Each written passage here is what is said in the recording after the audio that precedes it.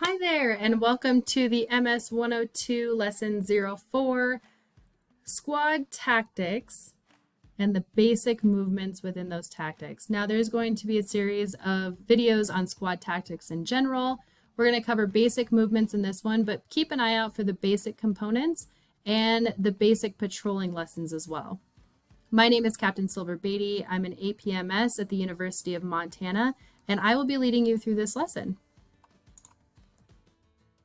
So to start off with, before we even get to talking about the basic movements, I want you to think about this quote by Walter Johnson. You can't hit what you can't see. Now, how does this quote or this entire concept apply in the context of individual and collective tactical movement? Think about that for a moment. You can't hit what you can't see. And then I want you to think about how we mitigate the potential for the enemy to engage us as we maneuver into our positions. How do we keep the enemy from contacting us or shooting at us as we move? All right, our learning objectives for this lesson, we're going to describe the 3 individual movement techniques, also known as the IMTs, that are implemented while moving under direct fire. And then I'm going to ask you to demonstrate an understanding of how and when to apply the various team movement formations that we'll go over.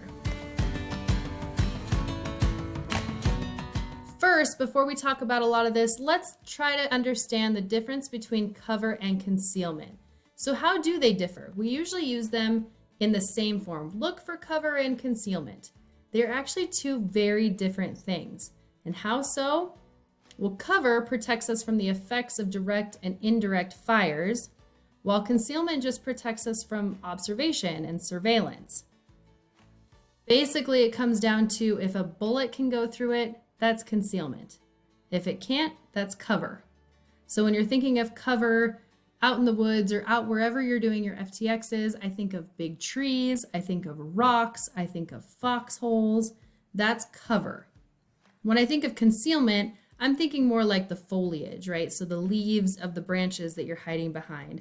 Even the camo that you're putting on your face, right? If we're camoing up, that's considered some sort of concealment.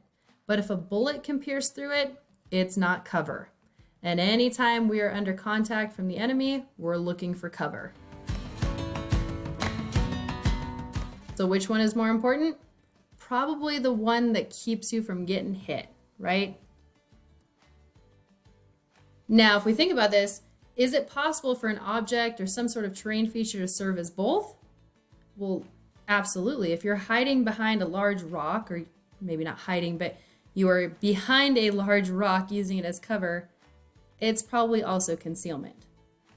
Now, if you really want to dig deeper into something that can be cover but not concealment, well, then we're thinking bulletproof windows, things, bulletproof glass, plexiglass, etc., ballistic things that you can still be seen through, but is going to protect you from bullets. In all of your ROTC labs, I'm not sure that any university has a big terrain feature that is plexiglass or ballistic glass of some sort. So I would just be looking for the rocks and the trees. But who knows? I've only been to a few universities. Your university might differ. All I want you to get out of this slide is there is a difference between the 2, and you should be looking for cover as you're moving. Now let's dig right into our individual movement techniques. You'll probably hear me call these IMTs throughout this lesson. There are 3 of them, right? We've got the high crawl, the low crawl, and the rush. You've probably heard the rush called the 3 to 5 second rush. The common way to remember this one as far as counting out 3 to 5 seconds is I'm up, he sees me, I'm down. You're getting up, the amount of time that he or she can see you, aka the enemy, and then you're down. So that's what the rush would look like. How do we know which one to use in a situation? Well, like all things in the Army, it is dependent on your terrain, enemy contact, and other conditions in the area. I know the common answer is probably MET-TC, but in all reality, how you use these IMTs is really going to depend on your terrain and enemy contact. And we'll explain why terrain is a big feature of this in just a moment. So let's talk the high crawl. This slide is about to have a lot of information on it. I want you to either visualize what I'm talking about, because I'm not going to film myself doing the high crawl, low crawl, because that'll go viral and nobody wants to see that. However, I do encourage you after this, you're already on YouTube, you might as well just put in that little search bar, military high crawl, military low crawl, even military IMTs. You will find a plethora of videos that actually demonstrate and show the correct usage of these. But we need to know when to use these. So when do we use the high crawl? Well, we use it when the route itself provides cover and concealment. We use it when poor visibility reduces the enemy from being able to see you. And we also use it when speed is required. So when you have to move somewhere quick, the route has cover and concealment, and that poor visibility keeps the enemy from being able to see you easily or observe you. That's when I would use the high crawl. Now the key elements, this is about to explain how to do it. Again, try to visualize this with me. You want to keep your body off the ground. You're going to rest your weight on your forearms and your lower legs. If you have a weapon, you're going to cradle that in your arms, keeping the muzzle off the ground. And you're going to keep your knees well behind your butt so that it stays low. You don't want to be sitting there crawling around the ground with your butt way up in the air like you think you're doing a plank that's actually not a plank, right? And in order to move on this, you're going to move forward by alternately advancing your right elbow and your left knee and vice versa. So I want you to picture this with me because I'm doing it in the air at the moment. You're moving with your right elbow and left knee and moving with your right knee and left elbow. That's how you're moving across. Now, high crawl doesn't mean you're up in a bear crawl, doesn't mean you're walking on your hands and knees. You still want to remain pretty low to the ground, but as you'll see in the next IMT we cover, being in the high crawl does allow you to move faster. You just have to make sure that you have some sort of cover or an ability to move quickly without being seen. So that's the high crawl. All right, now let's talk low crawl here. So when do we use the low crawl? We just talked about what the high crawl looks like. It's likely going to be kind of the opposite situation, right? Maybe not completely opposite, but things are a little bit more dire. First, we still want to make sure that we have some sort of cover and concealment, but you would move into the low crawl if that concealment is less than 1 foot high. So think shorter rocks, maybe shorter grass. You're more easily seen if your body's higher up in the air. It's also used when the visibility provides the enemy good observation of you and being able to see you better.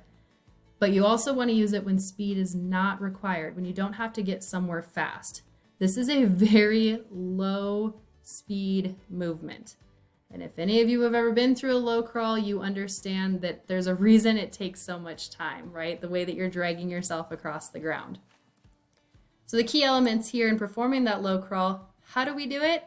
Well, we become one with the grass or the dirt or the mud or whatever type of terrain you're working with. You're going to keep your body as flat as possible. And if you have a weapon, you're going to grasp it at the upper level or the upper sling swivel. You're going to let that handguard rest on your forearm, and the butt of that weapon is going to drag on the ground, keeping that muzzle off of the ground. Now, why is it important to keep the muzzle off the ground? Maybe you guessed it, maybe you didn't. It's because you want your weapon to continue remaining fully functioning, right? So you don't want to be loading that barrel with grass, dirt, any of the crap that you're moving yourself through. It's important to keep that up so that you can actually utilize that weapon when necessary. Now, in order to do this, it's a little rough. You're going to move forward by first pushing both of your arms out and then pulling that right leg forward.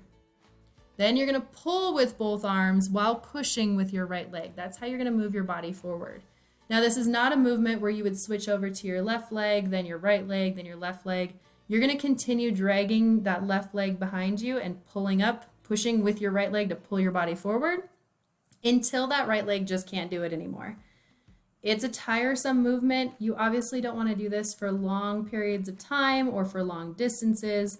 If that right leg does start to get tired, then you switch over as necessary. But this is a movement that's pretty slow, precise, and using kind of that Superman motion where you're pulling with your arms and pushing with that one leg, trying to stay with your head turned as close to the ground as possible. Now let's talk the rush, or the 3 to 5 second rush, as you've heard me call it.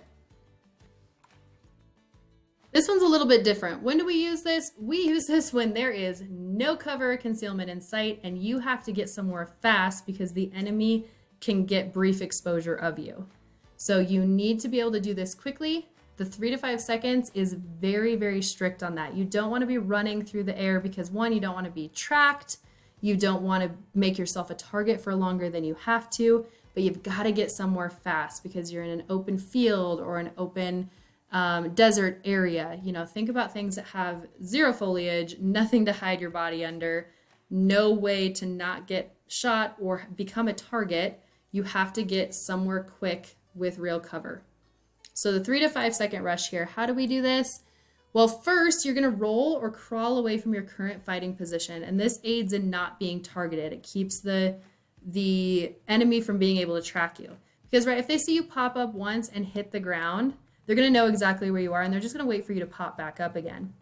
So it is important. A lot of people forget this step, which is the very first step of the rush, of every part of the rush. They forget to roll or just quickly crawl away from that position. That'll keep you from being a target. When you're ready to go, you're going to raise your body by straightening your arms and springing to your feet. This is a quick movement. And you are going to run, sprint. You're going to move as fast as you can to your next position, keeping that distance very short and not staying on your feet longer than 3 to 5 seconds. Again, so that you can't be tracked with automatic fire or allow them to bring accurate fire onto you. Like I said at the very beginning, a good way to make sure that you're not staying up on your feet for too long is just to say, I'm up, he sees me, I'm down. When you're ready to stop at that 3 to 5 seconds, you're going to plant both feet just before hitting the ground, falling forward, grasping the heel of the butt of your weapon and using that butt to break your fall. This is something that you have to practice. And if your university is not having you practice this, get out there and practice it. Request to use a dummy rifle, a rubber duck, whatever you call it. Get out there and practice this, because some of the biggest injuries that I see in ROTC is doing this for the first time and snapping themselves in the face with that barrel or with their handguard or something on their weapon because they don't know how to fall forward and use that weapon to break that fall. Now, as soon as you hit the ground, you're going to immediately assume a firing position in some sort of a covered location if you can, and you're going to cover your buddy's movement. So this is kind of a buddy team movement where you become the suppressive fire protecting your buddy as they're moving, and then as soon as they hit, you're up moving and they're doing the same thing for you. So why this is so important to think about is that once you say I'm down, or you can hear, your buddy can hear you hit the ground, they need to know that you are protecting them when they're up and exposed, just like they protected you while you were up and exposed. So again, I encourage you, grab a friend, grab somebody in your class, maybe grab an MS2 or an MS3 and ask them to work through these with you, because you don't want the first time that you're ever performing the 3 to 5 second rush to be out there at FTX and then have to have the medic or CLS come bring you some bandages for your chin or your lip because you busted yourself on your weapon as you were hitting the ground. Ask me how I know. All right, so we've now talked IMTs, individual movements, but we move as teams, squads, and platoons, right? And as you've probably heard, we move in formations. There are different types of formations, and we use those for 4 main things, right? Control, security, flexibility, and fire capability. Those are your 4 purposes for movement formations. So if you've got a quiz coming up, that question might be on there. You might want to remember the words control, security, flexibility, and fire capability. Now let's talk first the fire team wedge. This is the pretty simple, most basic formation. What we look for is a 10-meter interval in between soldiers. If you don't like the metric system, you're thinking like 33 feet, okay? That's about the distance. If you're a football player, think like, 10 yards or so, about that distance between, your next first down, right? You want to get the next first down, about 10 yards. That's about how far all of your team members should be. Of course, that can expand and contract depending on your terrain. You will, you're not going to sit there with a 10-meter string between each other and make sure that you're exactly that far apart. But you don't want to get too close and bunched up and make yourself a bunched up target. You also don't want to get too far away to where you can't quickly contract where you need to be, and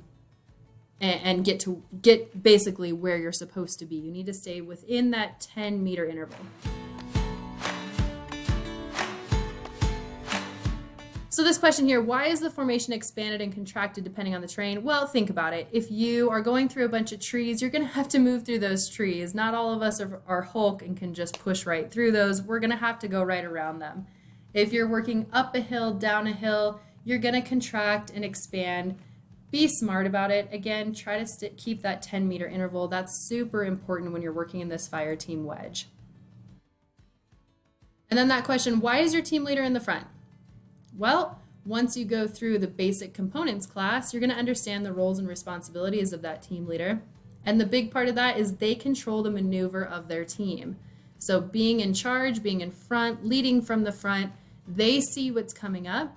They're getting, if they're not in the front, if they're somewhere in the middle of this squad or platoon formation, they're the first ones to see the instructions from the other leadership within that formation, so they can disperse that back down to you.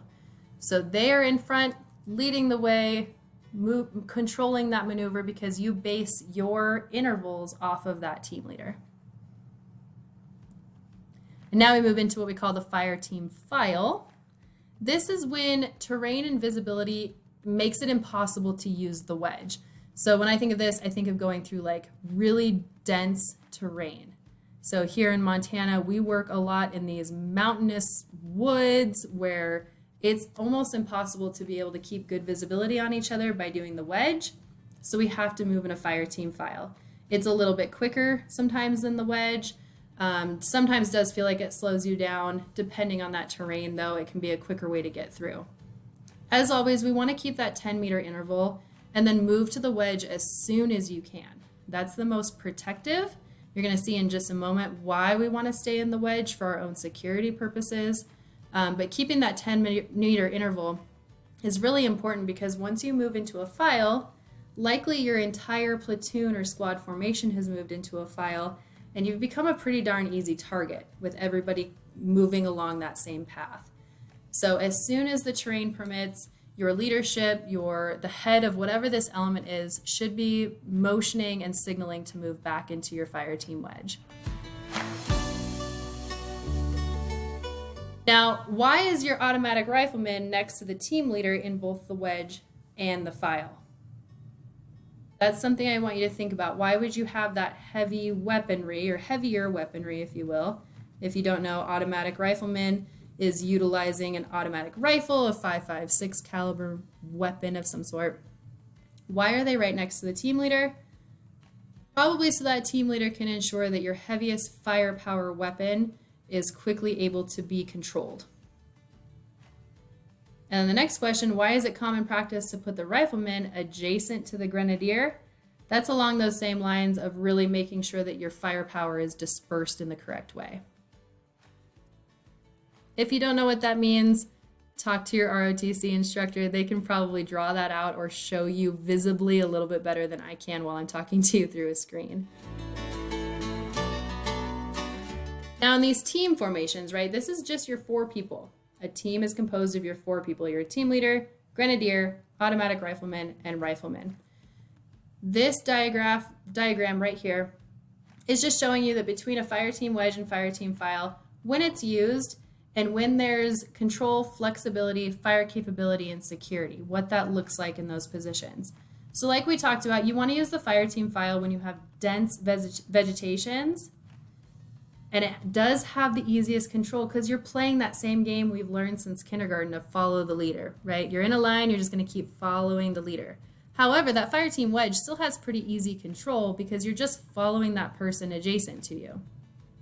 Flexibility in a fire team wedge is far easier because you can quickly maneuver the entire formation one way or the other, whereas that flexibility is a little bit more difficult when you're all in the same line. And I'm going to skip fire capabilities for just a moment. We're going to talk security. You have decent security with the fire team wedge. You have the least amount of security in a fire team file. And that's because, going back to fire capabilities, in a wedge, you have immediate fires in all directions, right? Because of the way that you're spread out, your sectors are larger. If you're looking at a fire team file, you have immediate fires to your sides, but not much. You have one person in the front and one person in the rear. So you don't have as much firepower going forward or going behind you. You have a lot of firepower going to your left and right, but your front and rear are going to be a little less secure. In that fire team wedge, you can turn your entire formation, for the most part, obviously, but you can turn your formation in an area where you can get the most firepower going into one general direction. All right, so that wraps up our team movements. We're going to touch very briefly on our squad movements and formations here. Realize squad movements are just putting two teams together with a squad leader somewhere in control of this movement, right? So now you've got 9 people. The breakdown of your squad is you have a squad leader, 2 team leaders, 2 automatic riflemen, 2 grenadiers, and 2 riflemen. This diagram shows a pretty good idea of what a typical squad column would look like, where you have alpha team leader maybe in the front as your point person, you've got a grenadier from the alpha team as your compass person, keeping your azimuth on point, right? And then you've got your rifleman, who's your pace person. That person is the one that's keeping track of how far you're going using their pace count that you've all practiced in land navigation. So they know their pace count, they're keeping you on track, so you know, if you have to go 450 meters to your ORP, they're able to tell you where you're at. So what do you notice about your 2 automatic riflemen in this diagram?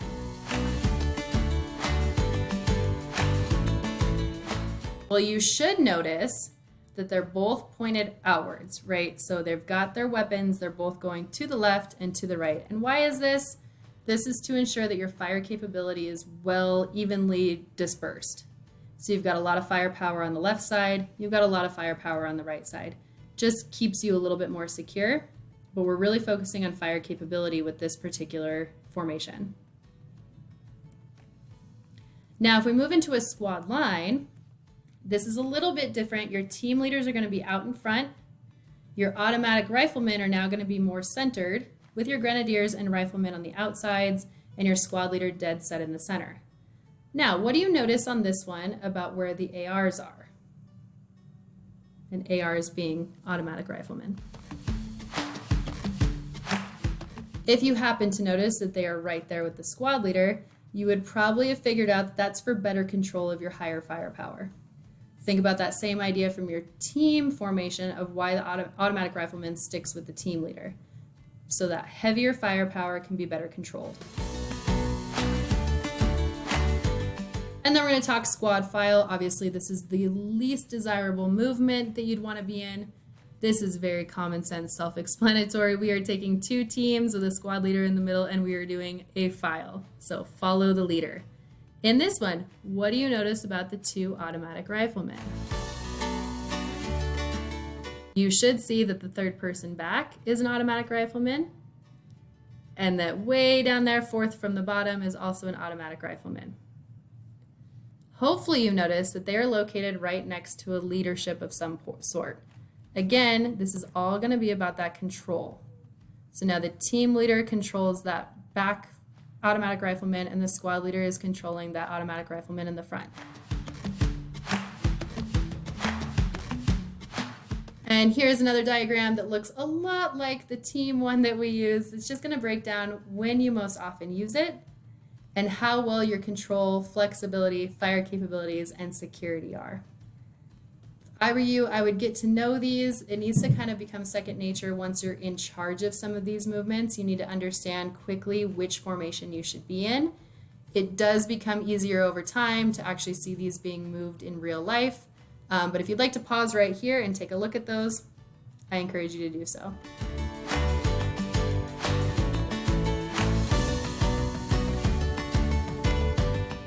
All right, so in closing, that was pretty quick. We got through those, all of the basic movements.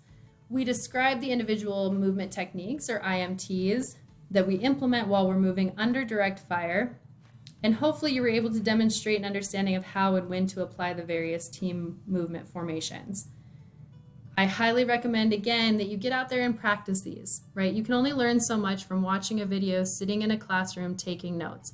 The real learning is when you get out there and you are applying these by moving, getting 4 of your buddies. There are 4 of you, I'm sure, in your MS1 class. If not, get a few of your friends and practice these. Practice what the team leader does, the grenadier, where the automatic rifleman is, where the rifleman is. Because the earlier in your career that you're learning this and understanding these basics, I promise you the easier your MS3 year is going to be. And if your university is like any of the others that I've ever talked to, there's a lot of pressure on the MS3s, right?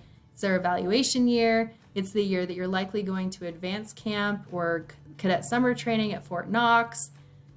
This is the time to practice. This is the time, as weird as it feels. I know I hate those role play games that teachers try to do. I do it all the time to my cadets because it's uncomfortable, but it gets us that practice. So grab some friends, go to your log tech or your contractor that works your supply, go grab some rubber ducks, get out there, practice these IMTs, practice these movements. You will feel more comfortable. And as always, if you have any questions about this lesson or any other lessons that you watched from me, reach out to your ROTC instructor, or you could reach out to an MS4 because they should be the subject matter experts in all this since they are teaching your labs most likely, or find a high-speed MS3. Either way, get that information if you have questions.